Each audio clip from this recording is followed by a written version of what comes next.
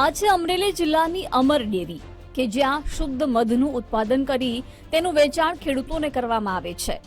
ખેતરમાં રહેલા પાકને વધુ સારું ઉત્પાદન મળે તે માટે મધની પેટી પણ આપવામાં આવે છે। આ પ્રક્રિયાથી ખેતરમાં ઉગેલા પાકની પરાગનયનની પ્રક્રિયા વધુ સારી રીતે થાય છે, જેને કારણે અન્નદાતાને પાકનું ઉત્પાદન પણ સારું મળી રહે છે।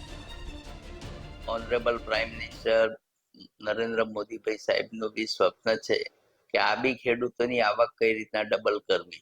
હની ખાલી ખાવા માટે આપણે ઉત્પાદન નથી કરતા, પણ હનીના લીધે કોઈ પણ ક્રોપ હોય, જैसे ડુંગળીનો હોય, અજવાઈનો હોય કે બીજા વરિયાળીનો હોય, કોઈ પણ ક્રોપ હોય તો એને કોઈ પણ ખાતર કે ફર્ટિલાઇઝર કે કોઈ વસ્તુ નાખ્યા વગર એની આવક 15 થી 20% વધે।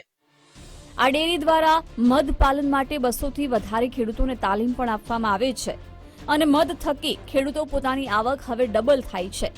ડેરી દ્વારા 500 ગ્રામ મધનો ભાવ 170 રૂપિયા નક્કી કરાયો છે।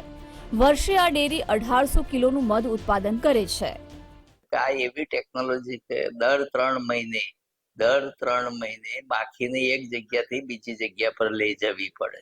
તો અમે એવા ખેડૂતો આપણે ગુજરાતમાં છે, પર્ટિક્યુલરલી સાઉથ ગુજરાતમાં, કે અમે લગભગ 150 પેટી એમને આપેલી છે મધની, કે એ લોકો અમારા વતીથી કામ કરે, કે દર 3 મહિને આમ હની શિફ્ટ કરે અને અમને વર્ષના અંતે 6 મહિને એમ અમને મધ આપે। તો લગભગ અમારું અમર ડેરીનું 2 થી 3 ટન પ્યોર મધનું પ્રોડક્શન છે, જે અમે અહીં પ્રોસેસ કરીએ। એ પ્રોસેસ પર અમારો પ્લાન્ટ છે।